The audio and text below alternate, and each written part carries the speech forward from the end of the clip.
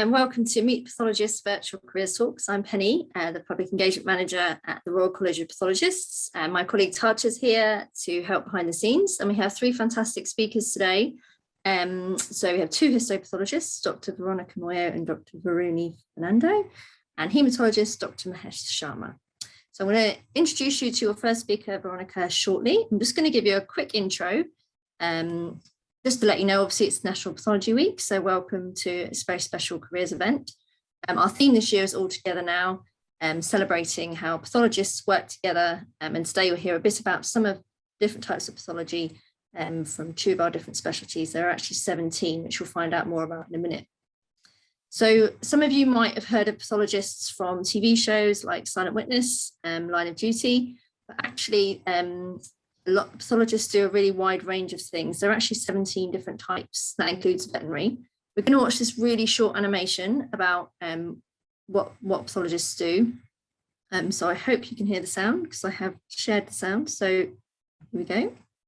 Pathologists are experts in disease. Their job is to work out what is making someone unwell, advise on their treatment, and stop other people getting ill the same way.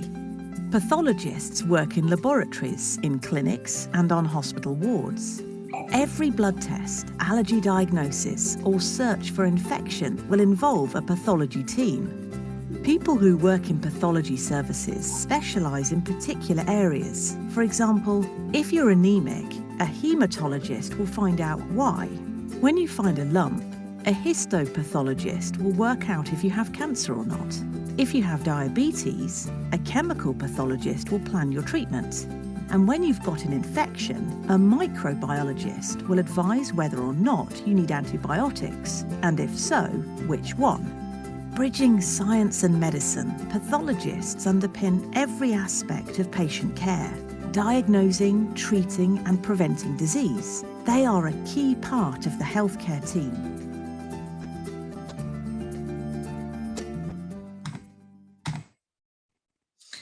Okay, so hopefully that's given you a kind of brief introduction, and you're going to hear lots more interesting things from our speakers today. And just to mention that there's a Q&A area, and you can feel free to add questions for the speakers as they're talking, and we'll actually go through all of the questions at the end and we'll answer as many as we can. But yeah, feel free to put those in the Q&A. Just to flag as well that we have this Friday, we've got three more different speakers who are speaking at 2 p.m. And we have careers talks on Wednesdays and Fridays over the next couple of weeks. So please do come to as many of those as you can, because there's lots of different areas of pathology to hear about. And you'll get all these links in an email after this event, but please do follow us on all the social media channels and definitely have a look at our careers pages and our YouTube, where we've got interviews with pathologists working in lots of different areas. Okay, so I'm going to stop screen sharing and introduce our first speaker, who is Dr. Veronica Moyo. So I'm going to pass over to you, Veronica, if you'd like to share your screen. Sure. Enjoy the event, everyone.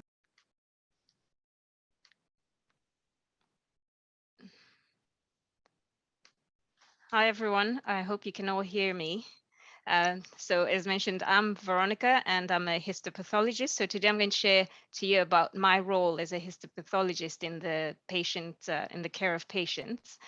So I thought I'd start by sharing my inspiration into medicine. So my inspiration was by Dr. Ben Carson, who is a well-renowned pediatric neurosurgeon, now retired, and is based in the United States. So amongst many achievements, one of his famous achievements is participation in the separation of conjoined twins who are joined at the back of the head. And other things about him that inspired me is that he was raised by a single parent and he came from very humble beginnings. But then what he promotes, and that's what he inspired me to, is that, just through hard work and focusing on your skills, your interests, your gifts, and your talents, anything is possible. And that's how I got into medicine, and with the love of science as well. Now, I also love doing puzzles, and actually this is my favorite pastime with my family. And there was one Christmas, my husband and I, as newlyweds, we decided to take on the challenge of completing as many puzzles over Christmas and Boxing Day. So that was really fun. And I'm sure you can relate, as you've also tried to solve some puzzles. Some of the skills that are required in solving a puzzle include teamwork, recognizing a pattern, paying attention to detail, as well as being methodical. Now, these skills are relevant in many professions, but especially so in mine as a histopathologist. So as I mentioned, so these are the skills. Now, how it relates to me as a pathologist. So to me, histopathology is almost like solving a puzzle. Firstly, I see myself as a pathologist as that red piece you can see. So I'm part of a piece in the big puzzle of caring for the patient. So I work amongst the team of specialist doctors and the rest of the medical healthcare professions. And at the same time as well, in pathology, I'm required to use the skills that I've just talked about, which the same skills I use as I solve puzzles, and in particular, recognizing a pattern and paying attention to detail. So I thought I'd just walk you through a scenario. So for example, a patient is unwell and goes to see their GP. Most times the GPs will carry out several tests or investigations, and they'll know what is wrong with the patient and then treat them appropriately. However, there are times, for example, as the video showed, the patient probably has a lump or something that is hidden. They will then refer them to a hospital where they will then be seen by specialist doctors, for example, a surgeon. Now, the surgeon will carry out further tests, work together with other specialist doctors as well, for example, the radiologist, and then they would take a specimen, and for a specimen that they could take would then be sent to me as the histopathologist to look under the microscope and come up with a cause, or at least guide them in what is causing the problem. Now, I'm sure you're all familiar with this picture as you do your biology as of the digestive tract. So the surgeon will then send me part of the digestive tract, and then this will be processed onto a slide, and then I will look under the microscope. So we'll start with our first poll. So this is a part of the digestive tract. Are you able to recognize which part it is?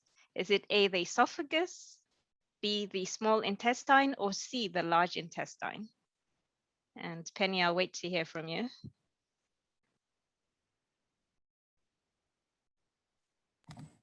Just 1 second, Veronica. I'm just going to Sure. that.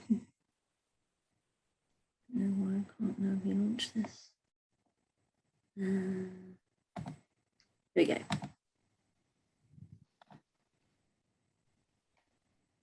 Okay, so I'll give you a few minutes to answer that. Oh, here we go. Lots of people voting.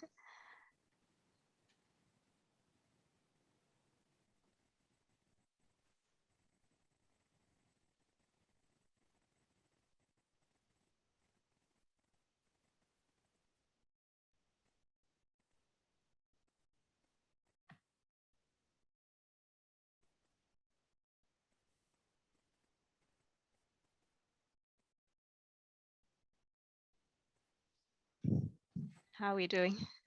Okay, so Yeah. 86% have voted now, and Yeah. 56% think it's the large intestine. Well done. 20% think it's the small intestine, and 28% think it's the esophagus. Oh, well done. So to all those who said large intestine, yes. So to be fair, most of it is the large intestine. We do have a small bit of the small intestine. So for those who said that it is there, who said small intestine, part of it is there, but the main tumor was within the large intestine, and we have a bit of appendix attached. So this is what we call a right hemicolectomy specimen. So when I receive that bowel, I'll then open it, and inside, this is what I saw, or what I would see. So we have a part that is normal and a part that is normal. So I've split this into A and B. Are you able to tell me which side you think is normal? And this is part of pattern recognition. So that would be the second poll, Penny. Okay, second poll should be there now, so you can start voting.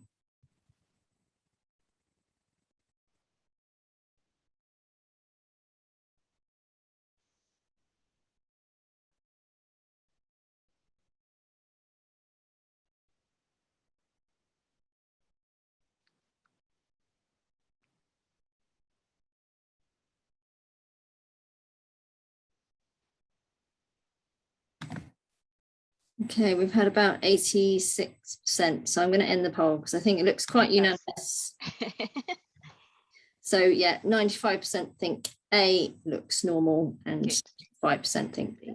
Well, I think you should all do histopathology then. So you have recognized, you've picked up on the pattern. A is the normal side, and there's obviously an abnormality, and that's B, and that's a tumor.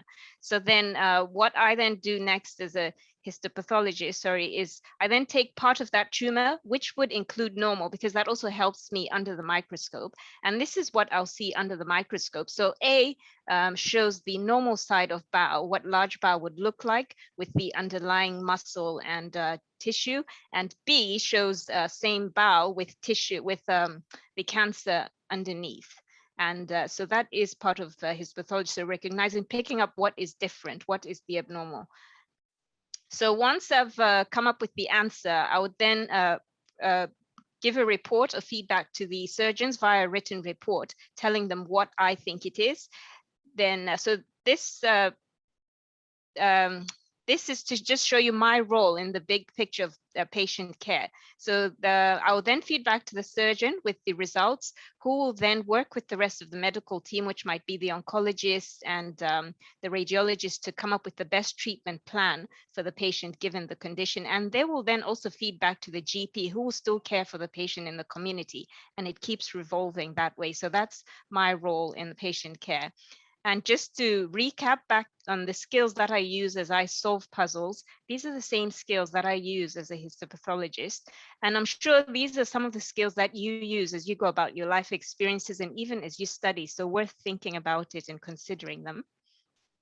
And just to end, there's more information if you're interested on the college website, where there are several videos or some blogs about pathologists who have written more about their work.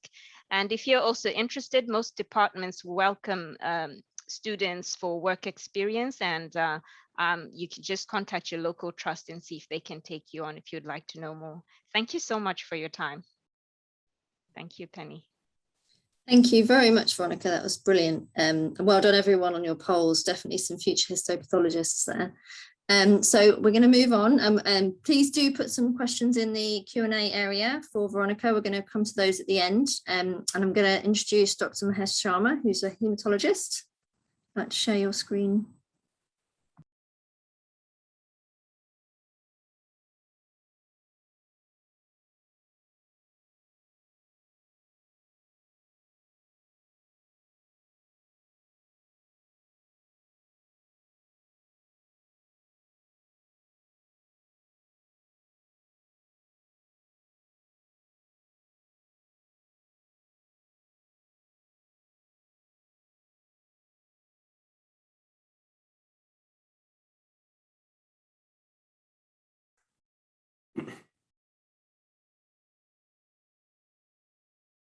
Oh, sorry, I think my share screen's been disabled for a second.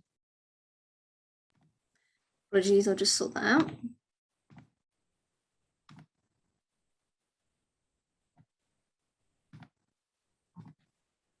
You should be able to now. Cool, yeah, great, thank you very much.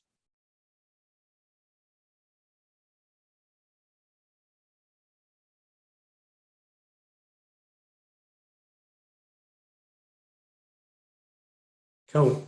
Yeah, hopefully that's all working now. Perfect. Yeah, my name is Mahesh, and I'm going to talk about a career in haematology, which is a different specialty within pathology that looks after people with blood disorders. So yeah, a little bit about what kind of personality it takes to work in haematology. You have to be a good problem solver, and if you can solve problems, particularly under time pressure, even better. That's a skill that we use in haematology every day, because some of the conditions that affect patients in haematology are medical emergencies and have a time-dependent factor, which means you've got to work out what's going on quite quickly. And sometimes it's within a few minutes and hours, actually, that you have to solve the problem. So I'm going to talk about a kind of patient journey as they interact with haematology to kind of explain what we do. So, for example, if somebody is found by maybe a GP or an emergency doctor to not have enough blood in their body, that means they're anemic, they would contact us and we would organize a blood transfusion. We would match the patient's blood type to a donor blood, and we would give them a transfusion of blood to start off with in the emergency setting to make them feel better and prevent them becoming more unwell. But then we'd have to work out why they had not enough blood, if you like. So we would take a sample of their blood and look at it under a microscope, and it would look something like this. So you can see the majority of those cells you can see there are the red cells in the body. That's actually a normal blood film, it's called, looking at the blood under the microscope. Oh yeah, so throughout my talk, there's going to be a bit of a quiz. This isn't one that you can vote on Zoom, so just kind of do your own voting at home. The question is, where is blood made in the human body? What is the factory that makes blood? So I'll give you a few seconds to kind of have a think about that. Obviously, we haven't had the same blood floating around in our body since we were kids. Every, well, a few months or so, we get new blood made by somewhere in the body. I'll give you a second to have a think. And then I'll reveal the answer when I think a few seconds are up. Cool, so I'll reveal the answer myself now. And it is a place called the bone marrow in the middle of the big bones, like for example, your pelvis, there's a big chunky bit of bone marrow there. And that is a factory that makes blood. Let's carry on with this patient journey. So remember, they were found to not have enough blood when they had a blood test. The next thing that we would potentially do is something called a bone marrow biopsy. And that's something haematologists do. So we put a big needle into, as I mentioned, the pelvic bone. We go in a couple of centimeters and try and take a sample of this marrow, the factory that makes all the blood cells. And the procedure ends up looking like this. So the stuff that comes out looks a bit like blood. It's a little bit different. You can see little floating particles in the syringe. And that's when you know you're definitely getting bone marrow rather than blood. So it's a good specialty in terms of being able to be hands-on and doing procedures. We then look at the bone marrow under the microscope in the lab. So we've seen the patient on the ward or in the clinic, and then we take their sample to the lab ourselves, and then ourselves look at it under the microscope. So you get to work in a lab and get to work on the ward or in clinic as well. So the next question in the quiz. Again, this is not one that you kind of vote for on the Zoom thing. But just have a little think yourselves. What is the lifespan of red cells? So that's what your blood is made of, red cells. How long do you think they kind of last before your body has to make some more? Again, I'll give you a few seconds to think about that. Hopefully, I'm giving you enough time, kind of pushing through. And that was a correct answer if any of you kind of picked that up there. So yeah, every kind of couple of months you get some new blood from your bone marrow. Yeah, so the next aspect of being a haematologist is back on that kind of patient journey. We've looked at their bone marrow and blood under a microscope. Then we've worked out what the diagnosis is potentially and hopefully. And then we've got to spend time with the patient explaining what we found. And sometimes this can take a bit of time. You might have to spend an hour with the patient and their family because some of the things that we've worked out can be quite complex to understand. And the treatment can be quite complex as well. So it does involve a lot of good communication skills and an ability to explain things to people in a way that they can understand. Another major aspect of working haematology is understanding how the bone marrow works, and in particular how this thing called a stem cell, you guys might have heard of that in your GCSE biology, how a stem cell in the bone marrow can end up becoming any type of blood cell depending on how the body signals it to make. So you have to start learning about stem cells and become a bit of an expert in this little field. Another thing that haematologists are involved in is something called bone marrow transplants. And just back on that patient journey, if we found out that they've got a blood cancer, they might need chemotherapy to wipe out the cancer, and then we would consider giving them stem cells, maybe donated by somebody else, to infuse into their body, and that will engraft into their bone marrow to hopefully regenerate healthy blood cells after we've wiped out the diseased ones with chemotherapy. So bone marrow transplant is a complex procedure, and haematologists oversee all of that. The next question in the quiz, again, if you have a little think about this, how many stem cell transplants do you think are done here in the UK? I know there's a few students and people from across the world, which is great. So have a little think about this. Difficult question, to be honest, but I guess you can just make a guess at it. I'll give you a few seconds. Yeah, I guess it was a bit of an unfair question because you basically just have to guess. The answer is close to around 4,000. So yeah, we do about 4,000 stem cell transplants a year. And like I said, as a haematologist, which is a branch of pathology, you would oversee all of that. And normally you would become an expert in transplant yourself as an individual. Perfect. And the final thing to mention about haematology, it involves a whole bunch of different professionals, not just the doctors, the lab staff, nurses, physiotherapists, psychological counsellors, a whole bunch of people. So it's a massive team effort.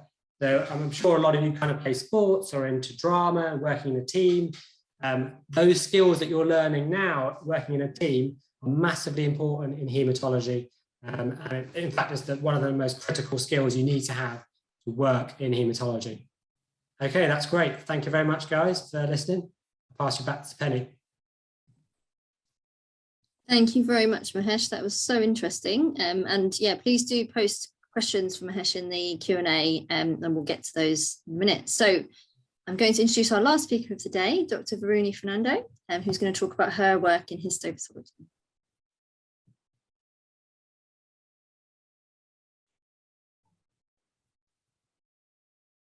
Hi, I hope you can see my screen.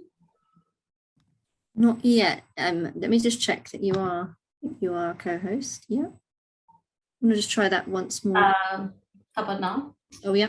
There we go. Thank you. Okay.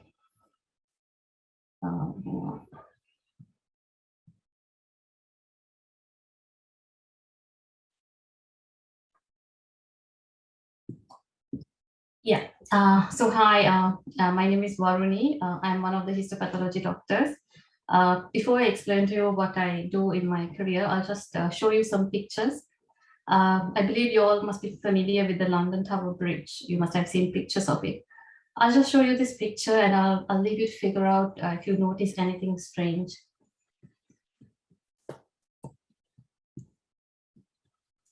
Yeah, so if you look at this picture, a photo taken, let's say on a regular Saturday afternoon, what do you think is the striking thing about this picture?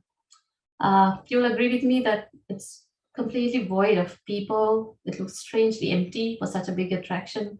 There are no boats on the rivers, no sign of any vehicles. If I tell you this was taken in summer, I know you'll disagree with me seeing that bare tree over there. But if I tell you this was taken in March 2020, does that make sense? Does that ring a bell? I think most of you will remember that it coincides with the UK lockdown period. So this is the background of this picture. Now I'm going to show you another picture of the London Bridge. So this picture, it's still the same bridge, but you can see there's a lot of technical alterations done, a lot of effects done on it. You can no longer say what is real, what is not real. It's very hard to interpret this picture. So sometimes in medicine, we even call this an artifact. You can't really make a judgment on this. And then another picture of the London Bridge. Now this picture, you'll be more comfortable calling it like a regular Saturday, and nothing scary or nothing artificial about this picture. So what is it about these pictures and my job? What is the similarity? So when I go to work, essentially what I get is something like this, a series of pictures, a series of similar, but yet pictures with subtle differences. And I have to figure out each story the picture is telling me, and I had to write a report and pass it to my colleague. So nowadays, when I go to work, the pictures, it's not the London Bridge, but the pictures look something like that. Similar, but then again, dissimilar in certain ways. So before I explain to you how did I end up in this career, let me just tell you my own personal story. So this picture has a very personal link to me. So at the school age, when I was 16, 18, I also didn't know what I was going to do when I grew up. I just knew I like writing. I wanted to be a writer, and I liked science. So while after finishing school and while awaiting a university entrance, I randomly saw this advertisement in a newspaper asking for a creative writer, and they didn't ask for a lot of experience. So I thought, why not? I'll just give it a try. And the work they gave me was, they would give me pictures, something like this, a newspaper ad, a billboard, or a banner where there's a picture. And my job was to write about it, describe it in a few words, and convey that message. And I thought, oh, so this seems something I like, and it agrees with my nature. I enjoy doing it. And this particular picture is actually an advertisement for which I have written. That text part is what I've written when they've given me the picture. And here's also another one that I've done. The text, the headlines are my work. So coming back now, fast forward a few years later, I became a medical doctor. And then I stumbled upon this specialty where I suddenly realized, oh, this is the same as my role as a writer some time back. It's just in a more scientific background. Now, I told you I'm a medical doctor, but you must be wondering, am I the doctor that you see when you go to meet a doctor? No, I'm actually not the doctor you see. I work behind the scenes. So let's say you are feeling unwell and you go to a doctor. Then the doctor checks you up and decide, okay, we need to sample something from you. Now the sample could be anything, could be a piece of your skin, urine. If you have appendicitis, like Veronica said, it could be appendicitis. It could be appendix, or if in a very worst case scenario, if they suspect cancer, they can take out an entire organ. So then your doctor will send it to me. Now I'm answering one of the questions in the chat Q&A actually. So your doctor send it to me in a bag of formalin. I think somebody asked the question, how do they send it to us? They send it to in a box of formalin to preserve it. And it ends up in my lab looking something like this.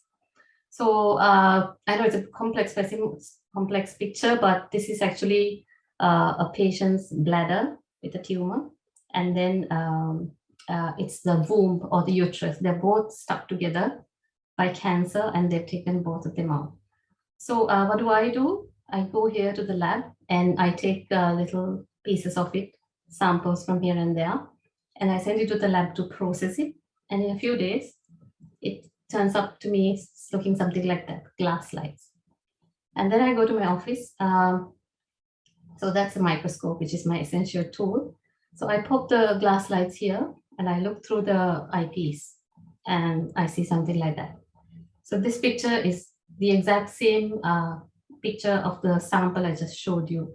And this is the cancer you see on the other side, and this is the bits of the bladder.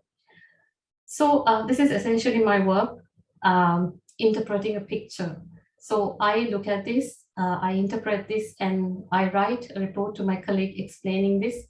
My colleague is your doctor, a surgeon, or your GP. I write a report explaining what I think this is, and then we will discuss the treatment options and plans for you.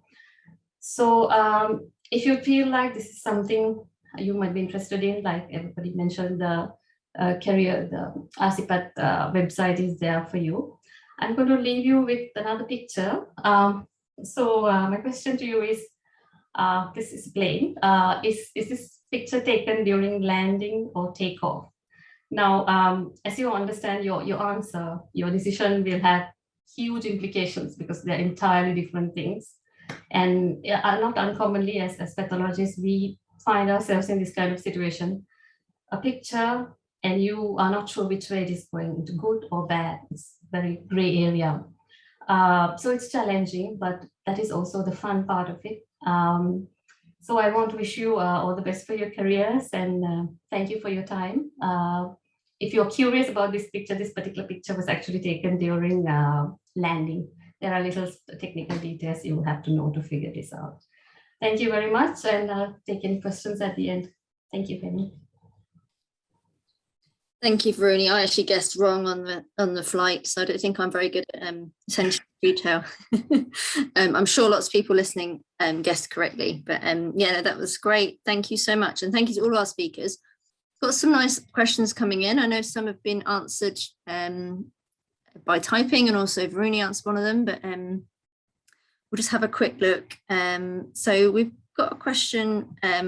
This is for Varuni and Veronica. What do you enjoy most about histopathology? Yeah. Veronica, you want to go first? Or? You start, it's okay. Okay. For me, it's like figuring out the story behind the picture. I find it challenging to know what exactly is happening, and I like that I have this puzzle in front of me, like Veronica said too, and I'm looking at a story. The picture is trying to tell me something. I have time to like go through things and figure out. I think what I enjoy most is it's like a little decoding or trying to find out an answer to a question, basically. Thank you. And Veronica? For me, I think I find what I see under the microscope very interesting. And I find it interesting sometimes to just think how each cell put together makes either skin or a body part. So it's just how the intricacy of the human body. And yeah, I think that's what really fascinates me when I look under the microscope. I'm like, how do all these come together? And then you then understand going through biology, all the different aspects of what allows cells to come together, hold together, and then what brings about the changes to cause tumors. So I think it's curiosity, which is one of the things that you have to have as a histopathologist and a scientist, anyways, in medicine. So I like what I see under the microscope. Yeah. Thank you. And let's extend that question to Mahesh. What do you like most about being a haematologist, Mahesh? What do I like the most about it? I like the mix of having the lab side of things and the kind of clinical, normal sort of doctor side of things as well.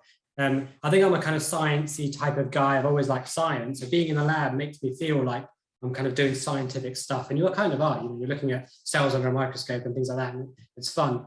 But then you also get the variation in your day where you go to the wards or you go to clinic and see people. And ultimately, when you're actually doing the job, the most satisfaction you really end up getting is when you're helping patients ultimately. So that kind of, yeah, that's the sort of stuff I enjoy. Brilliant, thank you. And I know Varuni did answer about the question about how specimens are sent. Perhaps you could, either Veronica or Varuni, just talk a bit about, I know you showed the kind of specimen as a whole and then the slides. Maybe you just talk about, you have a team that help you with that. Maybe talk about how that works. One of you wants to answer that? Yeah, so we work together with biomedical scientists and other lab staff. So and they would help us in processing of the specimen. So they would deal particularly with the chemicals we use, and then the staining of the slide. So when we take a part of the tissue, for it to be transferred onto the slide, we just select the piece, and then they would process the rest until it actually and then give us the slide. So they're part of that team, and most of them are actually very knowledgeable of so they actually would probably be the more of the scientists amongst us, because they deal with a lot of the chemicals and all the other scientific stuff. So it's mostly the biomedical scientists that we deal with, and you can find out more about them as well on the college website. Yeah. Thank you. Did you want to add anything to that, Varuni? No, I just want to mention a little bit of interesting part in frozen sections, which is like an interesting field, because that's the only emergency we get, where the surgeon straight away will take a sample and send it to us just like it is, without formalin or anything. And then we do a quick process in the lab, again by biomedical scientists, while the surgeon is waiting there at the other end and waiting for our telephone call. So the processing is a quicker way. It just takes about 15 minutes at most, and then we have to give an answer, look under the microscope, give an answer while the surgeon is waiting with the open, the patient on the open table waiting for our decision. So that's one of the different aspects of getting tissue into the lab. Well, so they're sort of urgent cases, aren't they, that you have to deal with straight away?